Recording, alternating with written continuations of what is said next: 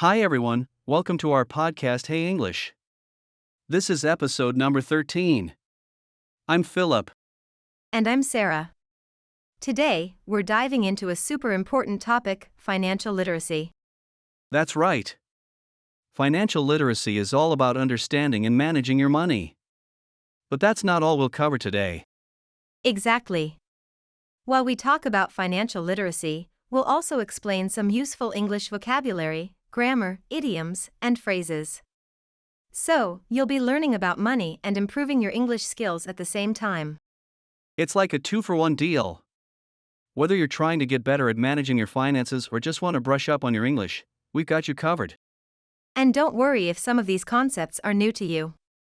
We'll break everything down in a simple and easy to understand way. So, grab a notebook, maybe a cup of coffee, and let's get started. Trust me, by the end of this podcast, you'll feel more confident about your financial knowledge and your English. Ready, Philip? Ready! Let's dive into the world of financial literacy and language learning. Here we go!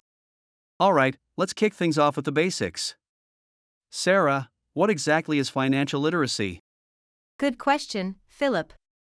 Financial literacy is the ability to understand and effectively use various financial skills, including personal financial management, budgeting, and investing. Think of it as having a toolkit for managing your money wisely. And having the toolkit can really make a difference in achieving financial stability and success. Absolutely. Let's break down some of those key terms. Financial management refers to how you handle all aspects of your finances. It includes budgeting, saving, investing, and planning for the future. Speaking of budgeting, that's another essential term. Budgeting means creating a plan for how you'll spend your money each month. It's all about making sure you don't spend more than you earn. And then we have investing. Investing is when you put your money into things like stocks, bonds, or real estate with the hope that it will grow over time. To put it simply, financial literacy helps you make informed decisions with your money so you can reach your financial goals. Exactly. Now, let's also focus on some English vocabulary and grammar here. We mentioned the term budgeting. Notice how it's used as a noun in this context, but it comes from the verb budget. Right. And when we add ing to budget, it turns into a gerund, which is a verb form that functions as a noun. Pretty cool, huh? Yes. It's one of those neat little grammar rules that can really enhance your understanding of English. Speaking of vocabulary, financial management, budgeting, and investing are all crucial terms to know in both finance and everyday English. To make it even more interesting, let's talk about an idiom related to saving money. You've probably heard the phrase "a penny saved is a penny earned." It means that saving money is just as important as earning it. That's a great one. And it really emphasizes the importance of being mindful with your money. So, by understanding and using these terms, you're not just learning about finances, you're also expanding your English vocabulary. Exactly. And the more you practice, the more comfortable you'll get with these concepts and terms. So, that's the foundation of financial literacy for you, along with some handy English lessons. We hope this gives you a clear understanding of what financial literacy is and why it's so important. Remember, mastering these skills can help you lead a more secure and prosperous life. And it's just the beginning. We've got plenty more tips and insights to share, so stay with us as we continue our journey into financial literacy and English learning. Let's keep the momentum going. Up next, we'll dive deeper into budgeting basics and show you how to create a solid financial plan. Stay tuned. Alright, now that we have a good understanding of financial literacy, let's dive into one of its core components, budgeting. Sara, why is budgeting so important? Great question, Philip. Budgeting is crucial because it's like creating a roadmap for your money. It helps you plan your spending, save for future goals, and avoid debt. Exactly. Think of budgeting as setting up a game plan. Without it, it's easy to lose track of where your money is going and end up overspending. So, how do you get started with budgeting? The first step is to list all your sources of income. This could be your salary, any freelance work, or other sources of money you receive regularly. Next, you need to track your expenses. This includes everything from rent or mortgage payments, utilities, groceries, transportation, entertainment, and so on. It's important to be as detailed as possible. Once you have your income and expenses listed, you can start categorizing them. This helps you see where your money is going and identify areas where you might be able to cut back. Right. And a good rule of thumb is the 50/30/20 rule. It suggests that 50% of your income goes to needs, 30% to wants, and 20% to savings or paying off debt. This simple guideline can be a great starting point for creating your budget. Let's also talk about some useful English grammar here. Notice how we use budgeting as a gerund. As we mentioned earlier, a gerund is a verb form ending in ing that functions as a noun. That's right. For example, budgeting helps you manage your money better. Here, budgeting is the subject of the sentence and acts as a noun. And speaking of budgeting, here's an idiom related to money management: tighten your belt. It means to spend less money and be more frugal. You might hear it in a sentence like, during tough economic times, many families have to tighten their belts. That's a great idiom, Sarah. It really captures the idea of being careful with your spending. Another useful phrase is living within your means, which means not spending more money than you earn. These idioms and phrases are not only helpful for understanding budgeting concepts but also for improving your English fluency. So, by practicing them, you're killing two birds with one stone. Exactly. Budgeting might seem daunting at first, but once you get the hang of it, it becomes second nature. And the peace of mind it brings is totally worth it. We hope this breakdown helps you get started on your budgeting journey. Remember, the goal is to create a plan that works for you and helps you achieve your financial goals. Now that we've covered budgeting, let's move on to two key components of a solid financial plan: saving and investing. Sarah, can you kick us off by explaining the difference between the two?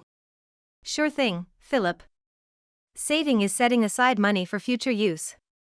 It's usually kept in a safe place like a savings account, where it earns a small amount of interest. It's great for short-term goals or emergencies. On the other hand, investing is all about making your money work for you. When you invest, you're putting your money into assets like stocks, bonds, or real estate, hoping it will grow over time. It's typically used for long-term goals like retirement. Exactly. The main difference is the level of risk and the time horizon. Savings are low risk and easily accessible, while investments come with higher risk but the potential for higher returns over the long term. A good financial plan includes both saving and investing. Let's break it down further. First, the basics of saving. Sarah, any tips on how to get started? Absolutely. The first step is to set a savings goal. This could be an emergency fund, a vacation, or a down payment on a house. Once you have a goal, you can decide how much to save each month to reach it. A useful strategy is to automate your savings. Set up a direct transfer from your checking account to your savings account each month. This way, you save consistently without having to think about it. And don't forget to take advantage of high-yield savings accounts. They offer better interest rates than regular savings accounts, so your money grows a bit faster. Now, let's talk about investing. It can seem intimidating at first, but starting with some basic principles can make it more approachable. The first rule is to diversify your investments. This means spreading your money across different types of assets to reduce risk. Another key concept is compounding. This is when the money you earn from your investments starts earning its own money. Over time, this can significantly increase your returns. Here's a useful idiom related to investing: don't put all your eggs in one basket. It means you shouldn't invest all your money in one place because if it fails, you could lose everything. Great idiom, Philip. Another helpful phrase is make your money work for you. It captures the essence of investing, letting your money grow over time instead of just sitting idle. And a quick grammar note: investing is another example of a gerund, just like budgeting and saving. It's the verb invest turned into a noun by adding ing. So true. And by using these terms and phrases, you're not just learning about finance, you're also enhancing your English skills. Remember, the goal is to create a balance between saving and investing. This helps you cover both short-term needs and long-term goals. Exactly. And the sooner you start, the better. Even small amounts can grow significantly over time thanks to the power of compounding. We hope this gives you a solid foundation on saving and investing. Now that we've covered saving and investing, let's turn our attention to another critical aspect of financial literacy: managing debt.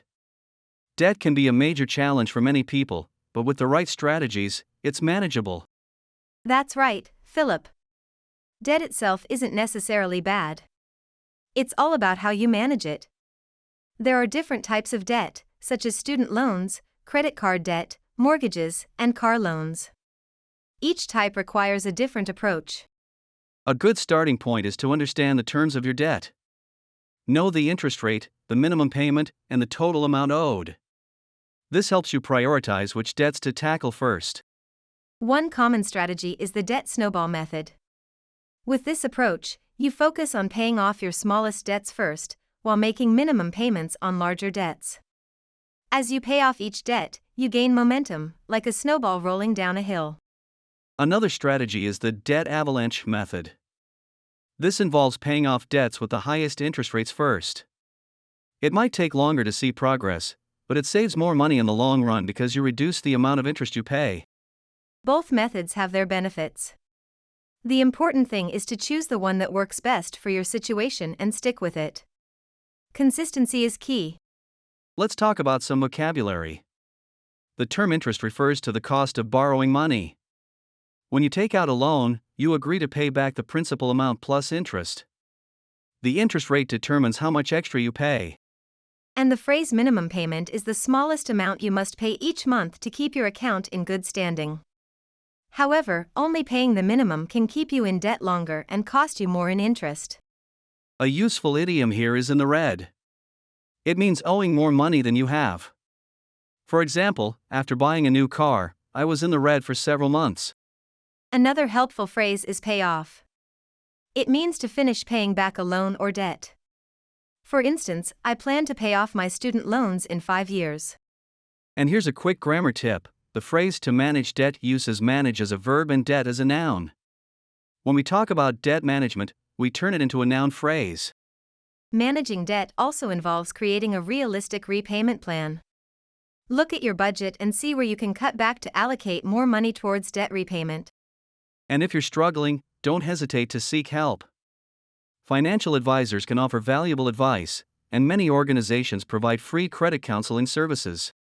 The goal is to reduce your debt over time and avoid taking on new debt unless absolutely necessary.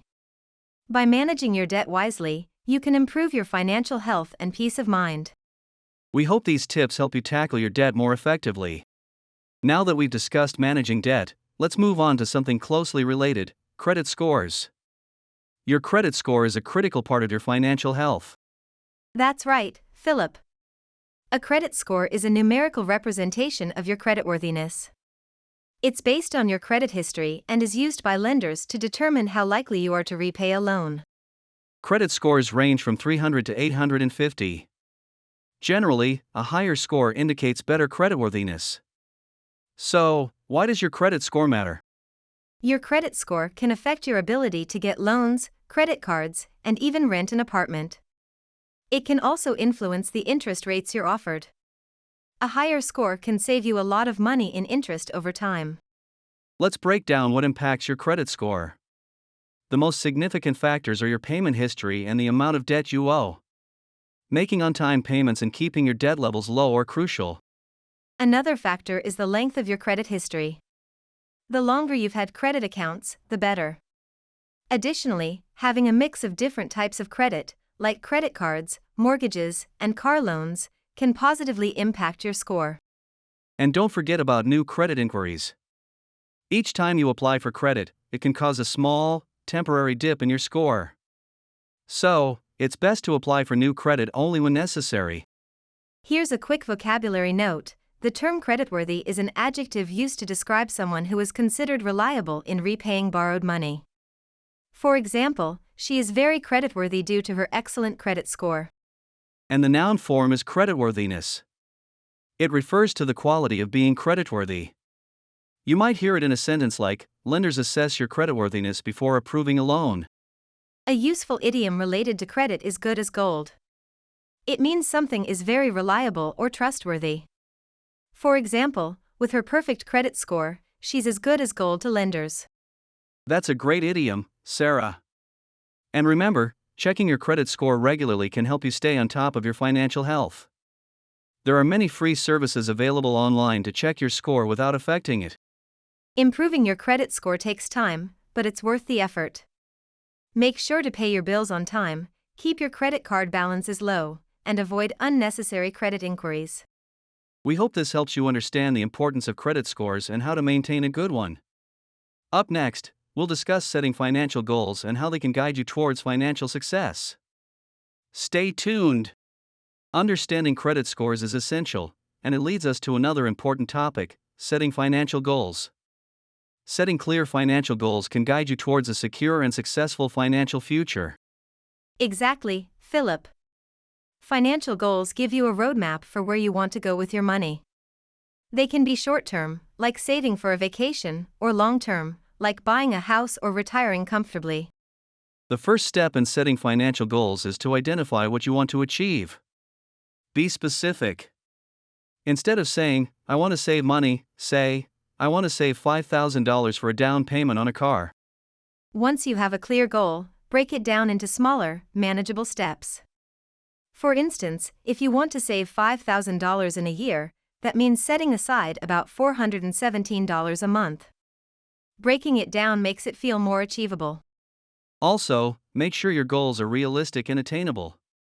It's great to aim high, but setting goals that are too ambitious can lead to frustration. It's all about finding that balance. A useful tool for setting goals is the SMART criteria.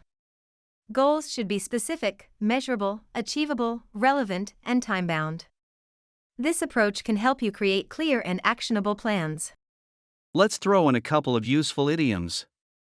Keep your eye on the prize means staying focused on your goal despite challenges. For example, saving for a house can be tough, but keep your eye on the prize.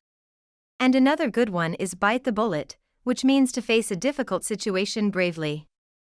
When it comes to saving money, sometimes you need to bite the bullet and cut back on non-essential spending. Here's a quick grammar tip. The term goal setting is a compound noun formed by combining goal and setting. It's often used in discussions about planning and achieving objectives. And don't forget to celebrate your progress along the way. Achieving milestones, no matter how small, can motivate you to keep going. It's important to acknowledge your efforts and stay positive. Setting financial goals isn't just about the numbers, it's about creating a vision for your future and taking steps to make it a reality. It gives you direction and helps you make better financial decisions. We hope these tips help you set and achieve your financial goals. Setting financial goals is a powerful step towards financial freedom. As we wrap up our discussion today, let's reflect on what we've covered. We started with understanding financial literacy and why it's important. Then we moved on to budgeting basics, saving and investing, managing debt, understanding credit scores, and finally, setting financial goals. Each of these components is like a building block for your financial health. By putting them together, you create a solid foundation that can support you through life's various stages and challenges. And remember, financial literacy is a journey, not a destination. There's always something new to learn, whether it's a new investment strategy or a better way to manage your budget. We've also shared some useful English vocabulary, idioms, and grammar tips along the way. Combining financial knowledge with language skills can really empower you in both areas. For example, understanding terms like budgeting, investing, and creditworthiness can make financial discussions clearer and more approachable. And idioms like keep your eye on the prize can make your language more vivid and expressive. Our hope is that you feel more confident in both managing your money and using these English terms and phrases. Small steps can lead to significant progress over time. So, take what you've learned today and start applying it to your life. Review your budget, set some new financial goals, or check your credit score. Every action you take brings you closer to financial stability and success. And don't forget to stay curious and keep learning. Financial literacy is a lifelong skill that pays off in countless ways. Thank you for joining us on this journey. We hope you found our discussion helpful and inspiring. Remember, you have the power to take control of your financial future. Absolutely. If you have any questions or topics you'd like us to cover in future podcasts, feel free to reach out. We love hearing from our listeners and helping you navigate your financial journey. We're so glad you joined us today. If you enjoyed this podcast, please like, share, and subscribe to our channel. And don't forget to leave your comments and questions below. We'd love to hear from you. Until next time, stay financially savvy and keep improving your English skills. We're here to support you every step of the way. Thanks for listening, and we'll see you in the next episode. Take care. Goodbye, everyone.